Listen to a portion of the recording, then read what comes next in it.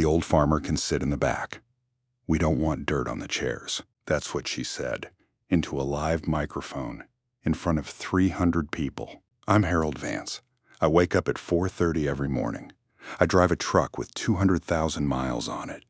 I have dirt under my fingernails that no amount of washing fully removes. And standing in that banquet hall, in my 12-year-old suit that I pressed myself, I heard 300 people laugh at her joke. My daughter Elena did not laugh. She stood up slowly, reached into her purse, and placed a manila folder on the table. And before a single vow was ever spoken, the Holt family's entire fortune was about to come apart in front of every person they'd ever tried to impress. I want to tell you who I am before I tell you what happened that night. My wife passed when Elena was 9 years old. Pancreatic cancer, 11 weeks from diagnosis to the end. After the funeral, I sat at my kitchen table for a long time, and I made a decision. I sold my second tractor. I sold the north grazing field, 40 acres my grandfather had cleared by hand. I put every dollar into an education fund with Elena's name on it, because she was the smartest person I had ever met, and I was not going to let the landholder back. Over the next 14 years, I worked. While Elena studied, I quietly accumulated 2,200 acres across 3 counties. No inheritance, no investors, no shortcuts. Just 4:30 mornings and winters I don't like to talk about. Elena became a real estate attorney, top of her class. Built a practice on title disputes, deed research, property law, exactly the kind of cases nobody thinks about until something's gone wrong. When she brought Marcus Holt home 3 years ago, I shook his hand and meant it. His family ran a development company. Old money, they said. Construction. Legacy. I met Margaret Holt twice before the wedding.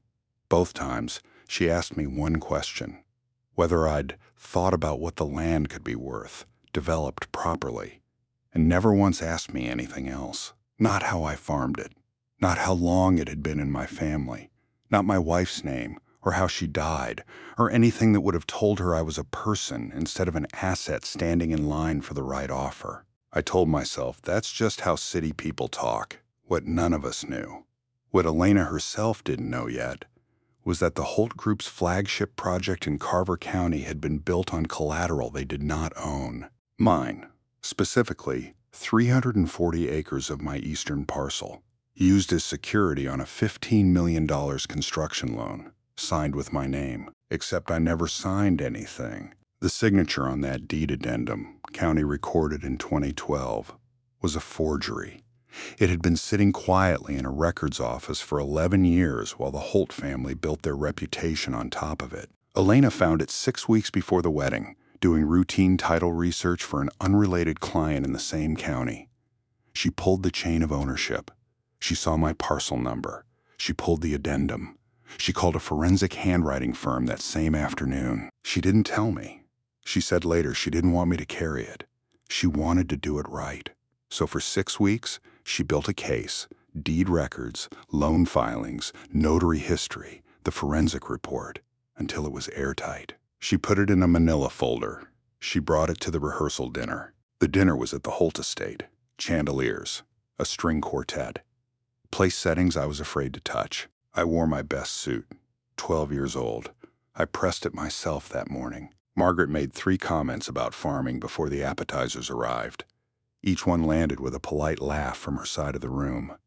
I smiled. Elena found my hand under the table and squeezed it. Then Margaret took the microphone. She talked about the Holt legacy. She talked about Marcus's grandfather. She gestured at the estate and said, "This is what we're built on." Then she looked at me. And of course, we welcome Elena's father. We'll make room for the old farmer somewhere in the back. Just watch the chairs. The laughter started on her side of the room and moved forward like a wave. I looked at my hands on the table.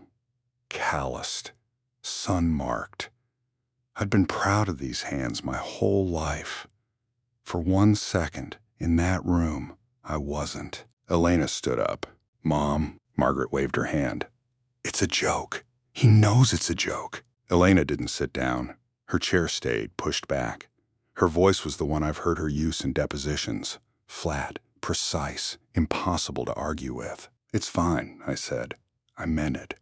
I was 63 years old. I have survived harder things. "It's not fine," Elena said. "Sweetheart, tonight's not the night for." "Actually," Elena said, "tonight is exactly the night." She reached into her purse. "Elena, hey, let's just—" "Did you know?" she asked him. Just that, watching his face. Did I know what? She looked at him for a long moment. Whatever she saw, or didn't see, she made a decision. She didn't open the folder yet, before anyone says another word about my father. There's something about this land everyone at this table is going to want to hear. The room had gone quiet enough that I could hear the string quartet still playing, 2 tables over, like nobody had told them to stop. "The land your family's Carver County development sits on," Elena said. 340 acres of it belong to my father. Not leased, not optioned, owned, and he never signed a single document giving anyone the right to use it as collateral on anything. Margaret laughed, short, sharp, genuinely surprised. "That's absurd. We've held that parcel agreement for over a decade." "You've held a forged one." Margaret's face didn't fall right away. It hardened. "I don't know what you think you've found, but I would be very careful about what you say in this room." "I'm not worried about this room," Elena said. "I already filed." Margaret turned to her son.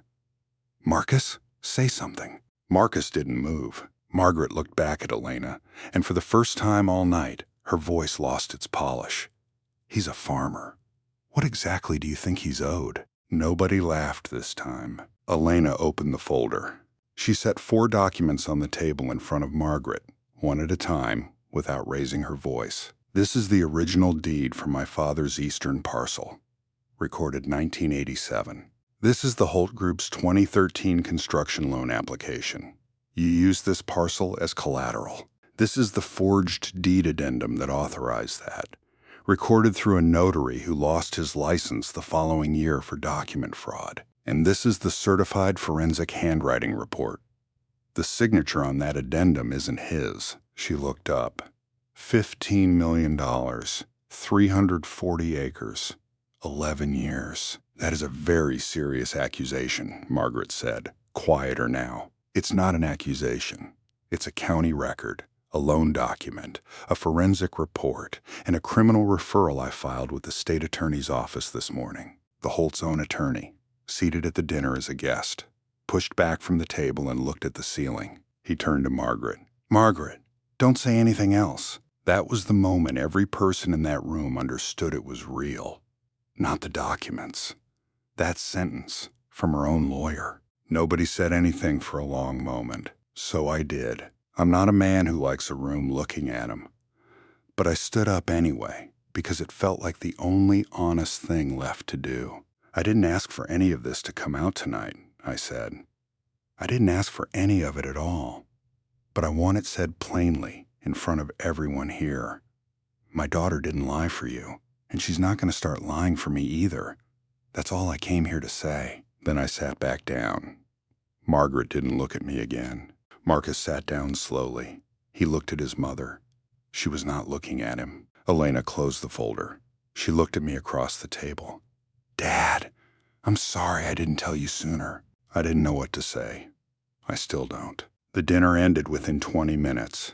Guests left in clusters. The string quartet packed up without being asked. The wedding did not happen. Not that weekend.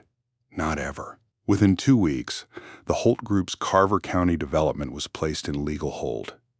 The $15 million construction loan was flagged by the lending bank pending investigation. Margaret Holt's name appeared in a state attorney's filing 41 days after that rehearsal dinner. Elena filed a civil claim on my behalf. Use of property, lost revenue, damages. That case is ongoing as of this recording. Marcus called me about a month later. He said he didn't know. I told him I believed him. I don't know if that was right. I said it anyway. I got my 340 acres back. The Holts called it legacy. The estate. The grandfather's company. Old money. What they built it on, in part, was my land. Land my father worked. Land I sold pieces of to pay for the education of the daughter who ultimately took it back. My name is Harold Vance. I am a farmer. I wake up at 4:30 every morning. They spent 11 years building on land that wasn't theirs. Turns out the foundation was the only thing they never checked. If this story meant something to you, share it with someone who's been counted out before. And if your family has land, pull your deed. Check your county records. Do it this week. Because sometimes the theft doesn't look like theft. Sometimes it looks like a handshake and a smile.